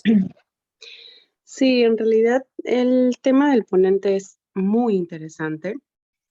Y yo hice una pregunta con respecto al trato que se da o a la clasificación de peligrosidad tal vez de las reclusas, ¿no? Entiendo que si están en la cárcel, no es porque son buenas, no hayan sido buenas personas. Entiendo que hay injusticias en nuestro país, porque hay mujeres, y he visto casos, que tal vez por defenderse o por alguna situación han sido injustamente ingresadas a estos reclusorios. Pero cuando yo pienso en aquellas mujeres que sí han participado en bandas criminales y han matado y han asesinado personas queridas, por decirlo así, entonces, a veces el pensar, ¿no? en el trato digno, en que el Estado tenga que sacar presupuesto para mantener a personas que van a estar 25 años, 20 años, me parece un poco injusto, honestamente. Entiendo que también sí se debe ver por lo más digno posible, pero creo que se podría en paralelo obtener algún beneficio, por decirlo así, o algún buen resultado de que aquellas personas que no hicieron ningún beneficio a la sociedad puedan generar algún tipo de ayuda social. Se ve en muchos de los reclusorios de mujeres, de hombres, que practican talleres, por decirlo así, para poder subsanar algún tipo de actividad por el tiempo en el que van a estar. Entiendo también pues de que existen diferentes situaciones económicas, pero en otros países, por ejemplo, se ha visto de que es la propia familia de la persona que está presa que, por decirlo así, subsana, ¿no? A nivel económico, brinda algún aporte mensual para poder también disminuir esa carga que se le da al Estado, porque sé que el Estado sí brinda un presupuesto a los reclusorios para mantener, entiéndase, se mantienen a esas personas. Y aún así se dispone no del suficiente personal médico, de psicólogos, de ese tipo de profesionales, pero sí existe ese tipo. Ahora, no como tal vez quisieran algunas personas, ¿no? Porque prácticamente es como que exigen al Estado de que las tengan que cuidar, que las tengan eso, pero alguien se pone a pensar todo el daño que esas personas han generado a personas de la sociedad que no merecían ser dañados. O sea, entiendo al doctor de que hay una realidad muy dura, definitivamente. Hay mujeres que tal vez no deberían estar ahí, definitivamente, pero de aquellas que no se tocaron el corazón en los derechos humanos de otras personas, yo creo que ahí también esa es un poquito de la situación. A mí como que no me parece, ¿no? En realidad Claro, sé entramos que, en conflicto de valores, claro, ¿no? definitivamente, porque todos los días se ve lamentablemente que ahora mujeres pertenecen a bandas criminales y que por un celular matan. Entonces, luego dice, no, hay que reinsertarlas a la sociedad, pero créame que una persona que ya ha matado, difícilmente, y hay investigaciones, tanto de neuropsicólogos, de psicólogos, de profesionales médicos, esas personas no se vuelven a reinsertar como uno cree verdaderamente. Esa es toda mi opinión. Muchísimas gracias. Gracias, Liz. Doctor. Bueno, opiniones, ¿no? Opiniones que cada uno tiene y que no la voy a contestar. Solamente mencionar que cuando una persona ingresa a un establecimiento penitenciario está privada de su libertad, ¿no? Y los otros derechos los tiene. La sola precariedad en la que está nuestro sistema penitenciario, pues no lo decimos nosotros, lo dice mucha gente especializada. Es una situación o son espacios de vulneración de derechos. Así que, y seguramente no está en la agenda pública porque hay otras prioridades, ¿no? Otras situaciones mucho más urgentes, pero desde el rol que nos corresponde, vale la redundancia, nos corresponde decir esto está pasando, es necesario mejorar, seguramente de manera progresiva, y además porque tiene que ver con la valoración de la persona, ¿no? En este caso específico de las mujeres. No podría yo calificar si le corresponde o no estar en un establecimiento penitenciario, porque va a depender del nivel de responsabilidad también que pueda tener, ¿no? Ciertamente los delitos más graves tienen que ser sancionados también con mayor Severidad. dureza, con mayor rigor, con mayor severidad, como usted dice. Eso tiene que ser así, o sea, no podríamos decir lo contrario. Pero sí hay condiciones mínimas que debería haber que nos permitan como sociedad también ofrecer una situación de respeto, ¿no? Más allá de lo que puede haber cometido una persona, me refiero al delito, igual sigue siendo una persona, ¿no? A la que tiene que aplicarse el rigor de las normas, efectivamente. Tiene que estar presa, pues tiene que estar presa, ¿no? Si tiene que estar 25 años seguramente. Hay otras, en otros países, algunas formas de trabajo, de formas de poder tener o Generar agenciarse de dinero. recursos. Ujú. Así es.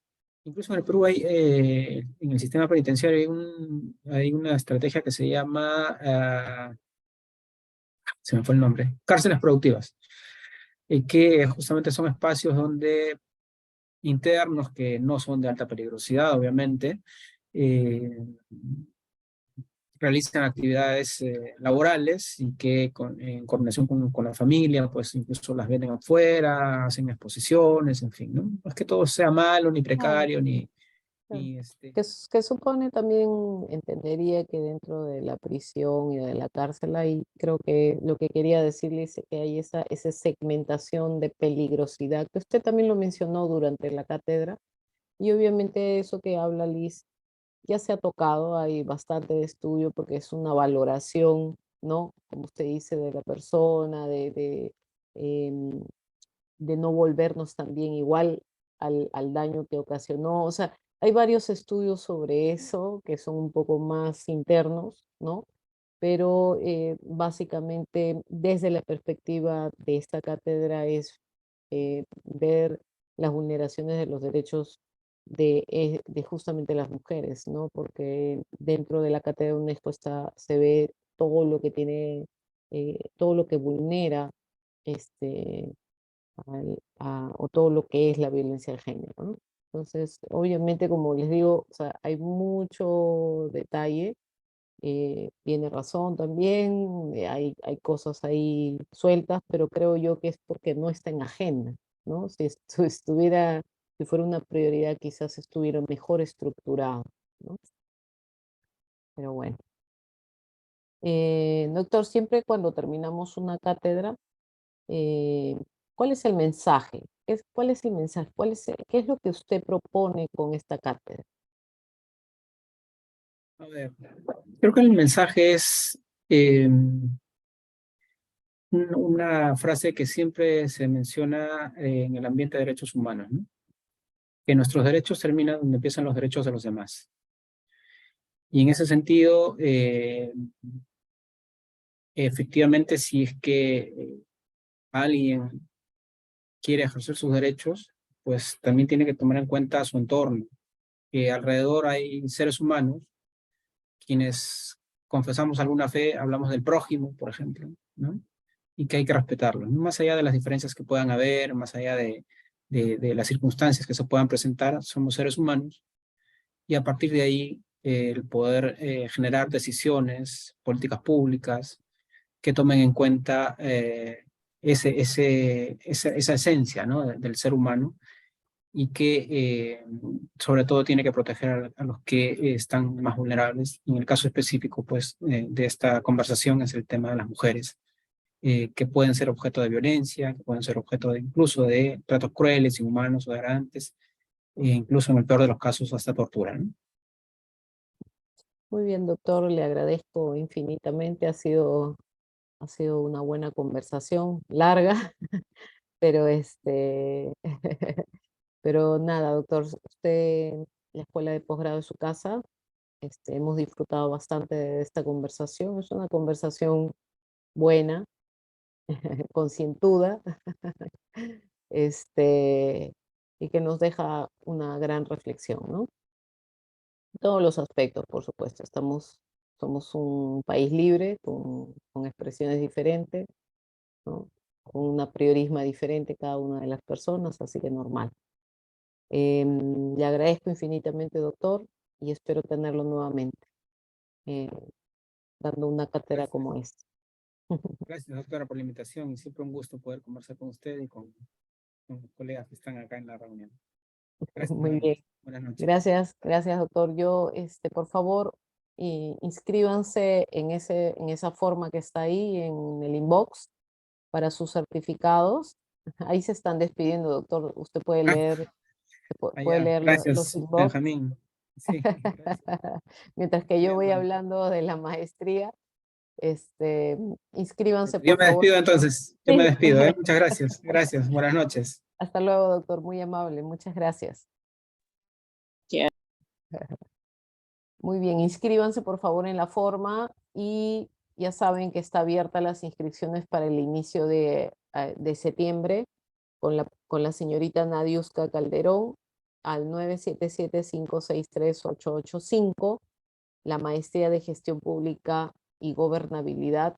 Estamos prestos también hay una campaña de referidos, por favor, todo con la señorita Nadiuska para aquellos que quieran inscribirse a la maestría.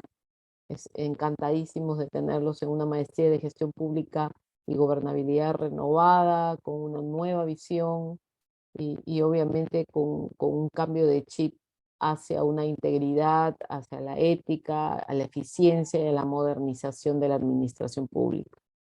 Entre una conjunción entre lo académico, que somos nosotros, y las instituciones del Estado que poco a poco estamos acercándonos, convenciendo a las instituciones que deben todos sus servidores y funcionarios estudiar en la maestría.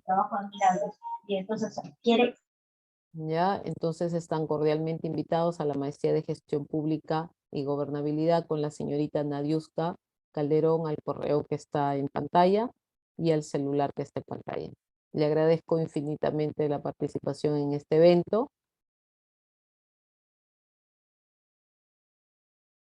Adelino, te paso nuevamente la forma para que se inscriban ahí, por favor. Y nada, les agradezco infinitamente, que tengan una buena noche y gracias por participar en estos eventos que para nosotros son sumamente importantes. Muchas gracias por su participación. No se olviden que hay una campaña de referidos, así que a todos sus compañeros, amigos y demás, díganle que hay una campaña de referidos que se comuniquen con Nadiuska Calderón. Muy amable, muchas gracias, que tengan una buena noche. Fue en junio que no lo cumplimos, que la bebé ha sido su cumplemes ayer también de la bebé.